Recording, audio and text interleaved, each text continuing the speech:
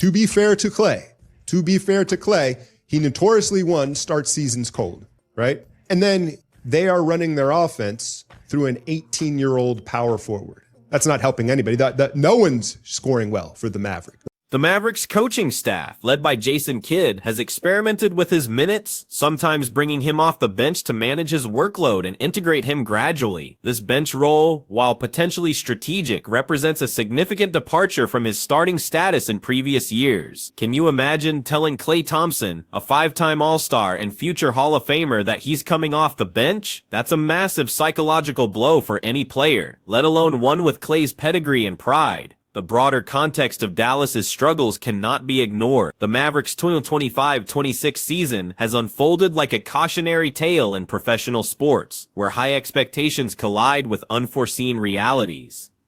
Coming off a surprising finals appearance in the previous year, the team entered this campaign with a revamped identity, but instead of building on that momentum, they've stumbled into a period of profound struggle. The offense, which was supposed to be a strength given the talent assembled, has instead become a glaring weakness marked by inefficiency and a lack of fluidity. Things that should flow seamlessly often break down, with players appearing out of sync in a system that demands precise timing and complementary skills. Even legends like Dirk Nowitzki have publicly voiced their disappointment, highlighting how the team's inability to knock down open shots or maintain intensity has made games tough to watch. Let's talk about Thompson's contract situation because it's crucial to understanding his trade value. He inked a 3-year deal worth around $50 million as part of a multi-team sign-and trade that brought him to Dallas, a move that included sending assets like Josh Green elsewhere and acquiring draft picks in return. This contract was designed to give the Mavericks flexibility while securing a veteran presence. The structure of this deal is actually pretty team-friendly from a trade perspective. It's front-loaded in a way that makes the later years more manageable for salary cap purposes, with his salary hovering in the mid-teens millions annually. This means that for a team looking to acquire him, you're not taking on some massive, unmovable contract. You're getting a relatively affordable veteran on a short-term deal. But here's the brutal reality. Thompson's trade value is a mix of intangibles and proven pedigree, but it's tempered by the realities of age. He's in his mid-30s, and the need for any deal to match salaries effectively under the NBA's collective bargaining agreement. The question that keeps getting asked is, what exactly went wrong? How did we get from Klay Thompson being one of the most coveted free agents in the summer of 2024 to the Mavericks actively shopping him just months later?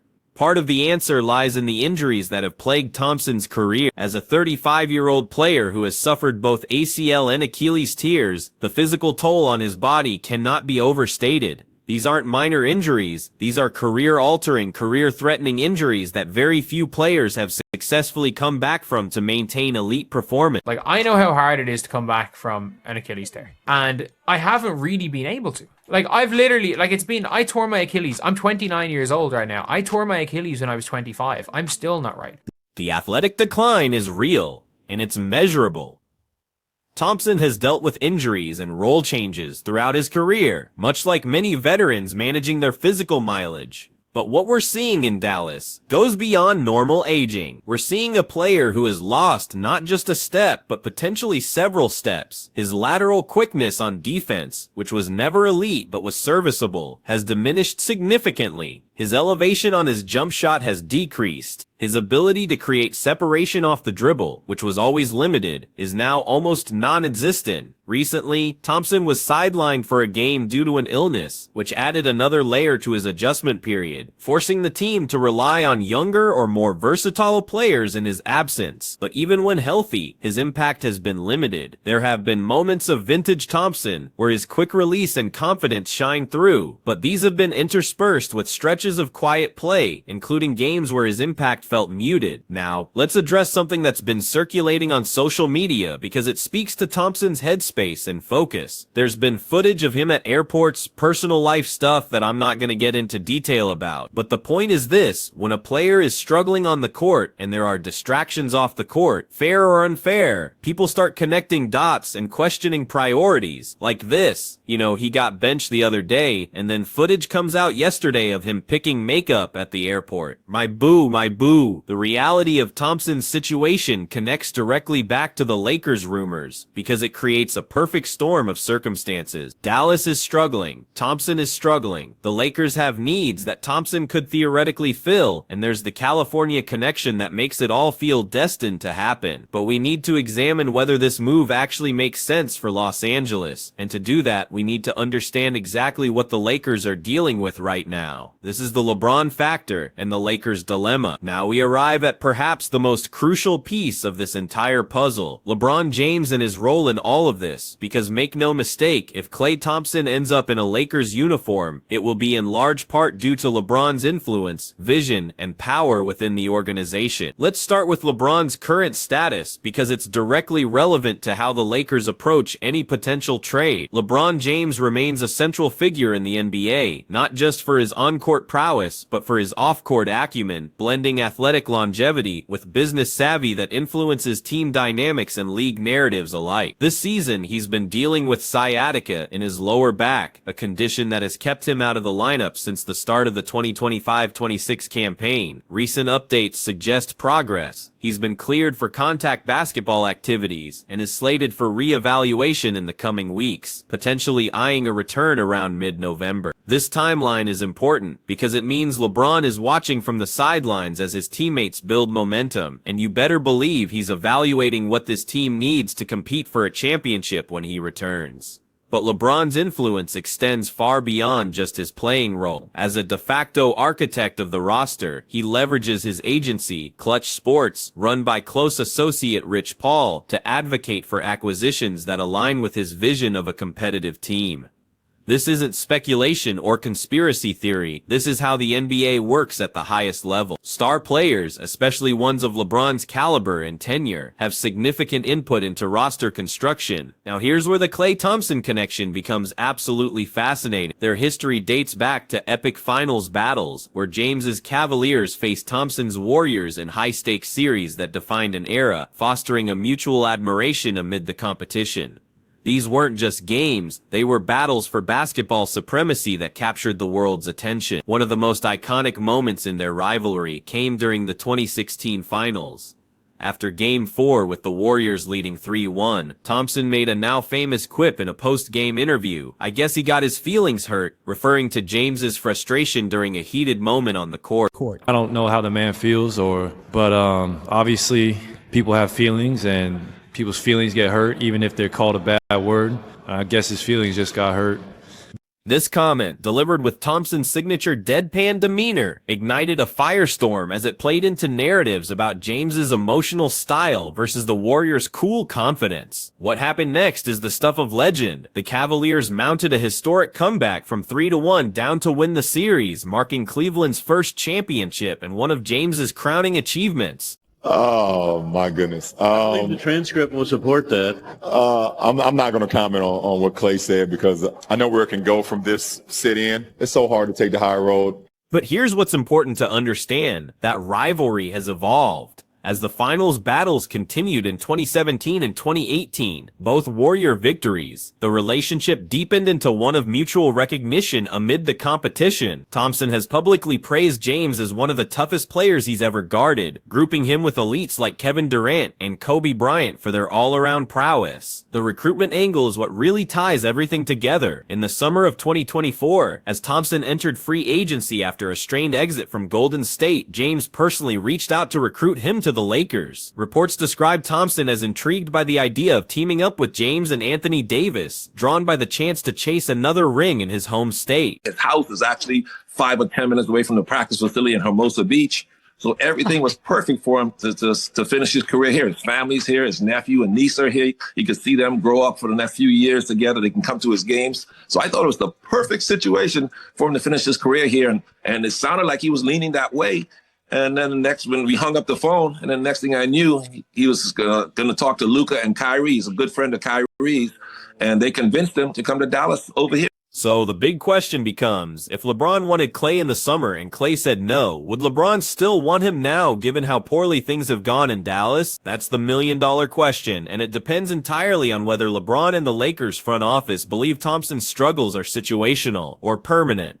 Let's talk about what the Lakers actually need, because context is everything. At the core of the Lakers' roster needs is a quest for balance, particularly in areas that enhance their star-driven offense while shoring up defensive lapses. One pressing need is additional perimeter defense and shooting, players who can space the floor and guard multiple positions without requiring heavy ball handling duties.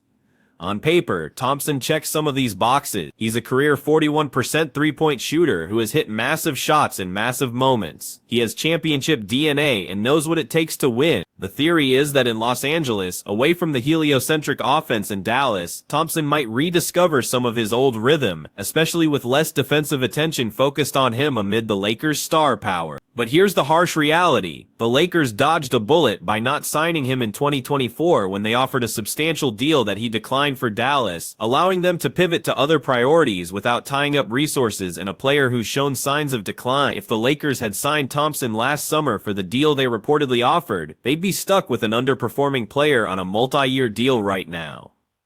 The salary cap constraints make any deal complicated. The Lakers operate in a financial landscape where their payroll pushes against league limits, leaving limited room for splashy additions without corresponding outgoing salaries. With commitments to high-earning stars and mid-tier contributors, the team finds itself over the cap, relying on exceptions like the mid-level or trade mechanisms to maneuver. Any trade for Thompson would need to include salary matching, and that's where names like Austin Reeves, Jared Vanderbilt, or D'Angelo Russell come into play. But here's the question Lakers fans need to ask themselves. Would you rather have Austin Reeves, a 26-year-old who's improving every year, or Klay Thompson, a 35-year-old who's potentially declining? Would you rather have Jared Vanderbilt's defensive versatility or Thompson's spotty shooting? Fan sentiment on platforms like X reveals a polarized view. Some Lakers supporters are adamant against pursuing Thompson, citing his poor start in Dallas as evidence he's no longer the elite shooter who terrorized defense. They argue the team should focus on youth or other targets, rather than chasing a name from the past. Others embrace the nostalgia, envisioning Thompson as a bench spark who could benefit from reduced pressure and open looks created by LeBron's gravity. The debate rages on social media, with posts ranging from outright trade proposals to skeptical dismissals, with users pointing out Thompson's deliberate choice to spurn the Lakers last offseason. Here's my take on all of this, and I want to be perfectly clear. I think a Klay Thompson trade to the Lakers would be a mistake, not because Thompson can't still play, or because the fit is inherently bad, but because of what the Lakers would have to give up to get him. The Lakers' championship window with LeBron is closing rapidly. They need to maximize every asset, every roster spot, every dollar of cap space. Trading a young, improving player like Austin Reeves for an aging, declining Klay Thompson doesn't accomplish that goal. However, and this is a big however, if the Lakers could acquire Thompson for minimal assets, if Dallas is so desperate to move him that they'd take expiring contracts or second-round picks, then maybe it's worth the gamble. Because the upside, as unlikely as it seems right now, is that Thompson rediscovers his form in a better situation and becomes a valuable playoff contributor for a Lakers team chasing banner 18. The LeBron factor cannot be understated here. LeBron has long praised Thompson's shooting and clutch gene, viewing him as the kind of complementary piece that could thrive alongside his playmaking. If LeBron pushes for this trade, if he believes Thompson can still help them win a championship, Rob Pelinka will listen. That's just the reality of how the Lakers operate with LeBron on the roster. But should they listen? That's the question every Lakers fan needs to wrestle with as this trade deadline approaches, because bringing Klay Thompson home would be romantic. It would be nostalgic. It would generate incredible storylines and media attention. But would it actually make them better? Would it actually increase their championship odds? The answer to that question will determine whether LeBron James and Klay Thompson, two warriors who battled each other in some of the greatest finals series in NBA history, will finish their careers as teammates in purple and gold. Only time will tell, but one thing is certain. This is a story we're all going to be following very, very closely over the next few months. Thanks for watching. If you enjoyed this video, hit one of the boxes playing on your screen right now to dive into more similar content. Okay, this is wild, because the Dallas Mavericks are now reportedly looking to trade Klay Thompson, and get this, the world was apparently left in shock after LeBron James dropped the bombshell announcement that Klay Thompson is officially joining the Lakers. This unexpected move has fans absolutely buzzing, and has raised more questions than answers. So what's the real reason behind this potential trade, and how did we even get here? We've got all the juicy details right here, so let's break down this perfect storm. Whispers about Klay possibly joining the Los Angeles Lakers have been a recurring theme in NBA circles, and these aren't just your typical off-season rumors that just fade away. No. These rumors have deep roots, a real history, and some serious substance. We're talking about discussions that trace all the way back to Thompson's free agency in the summer of 2024, when the legendary shooter was weighing his options after what can only be described as a tense, uncomfortable departure from the Golden State Warriors. And here's where it gets interesting. The Lakers actually emerged as a strong contender back then, with reports indicating they were prepared to offer him a more lucrative deal than the one he ultimately accepted from the Dallas Mavericks. Think about that for a second. The Lakers were willing to pay more money than Dallas, and yet Thompson still chose the Mavericks. Why? Well, we'll get to that in a minute, but the allure wasn't just about basketball or money. The connection was deeply personal. Klay's father, Michael, a former Laker and current broadcaster for the team, reportedly encouraged the move. Can you imagine your own dad, who played for and now works for a franchise, telling you this is where you should finish your career? That's powerful stuff.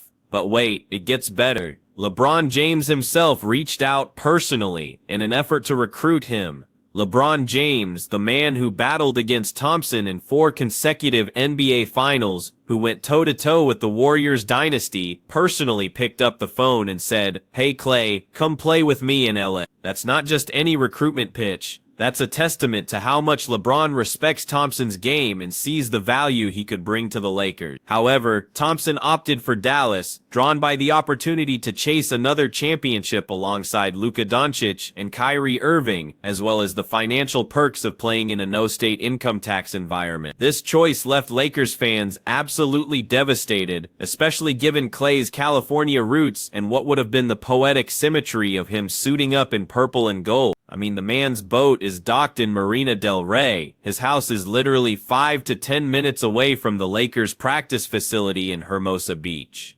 Everything about the geography, the family connections, the legacy, it all pointed to Los Angeles being the perfect fit. Yet, the door never fully closed on this possibility, and recent developments in Dallas have completely reignited the speculation, turning what was once just a free agency flirtation into what could become a genuine mid-season trade scenario. Now, let's fast forward to the early weeks of the 2025-26 season, where the narrative has shifted dramatically due to Thompson's struggles and the Mavericks' broader team woes. The Mavericks, fresh off a finals appearance, envisioned Thompson as the missing piece for perimeter shooting and veteran savvy, but his integration has been rocky. We're not talking about minor adjustments here. We're talking about a complete and utter mismatch between expectations and reality. With the team hovering around mediocrity and facing defensive lapses, front office murmurs suggest they're open to exploring his trade value before the February deadline. Let me repeat that. The Dallas Mavericks, who just signed this man mere months ago, are already looking to move him. That's how bad things have gotten. So, the Dallas Mavericks are now seriously looking to trade Klay Thompson. The situation has become so dire that reports indicate it's no secret that Nico Harrison and the Mavericks front office will explore what return exists for Klay Thompson before the trade deadline. When front office plans become no secret, you know things have gone completely sideways. But here's what makes this story absolutely fascinating from a basketball perspective. Analysts point to Thompson's familiarity with high-pressure environments and his potential to thrive in a system that emphasizes spacing around stars like LeBron James and Anthony Davis. The theory goes like this. In Los Angeles, away from the heliocentric offense in Dallas, where everything runs through 1 or 2 creators, Thompson might rediscover some of his old rhythm, especially with less defensive attention focused on him amid the Lakers' star power. Think about it. In Dallas, Klay has been positioned as a catch-and-shoot specialist in a system that emphasizes heliocentric playmaking, meaning a lot of the offense runs through 1 or 2 key creators. But in Golden State, he thrived in a motion-heavy offense where the ball moved, where screens were constantly being set, where he could use his conditioning and movement to create advantages. The Lakers, with LeBron's playmaking and AD's gravity in the paint, could theoretically provide something closer to what Thompson needs to succeed. Social media has amplified these ideas, with fans and commentators debating packages that might involve young talents or expiring deals to make the finances work under the league's salary cap rule. We're talking about detailed trade proposals being thrown around Twitter, Instagram, Reddit,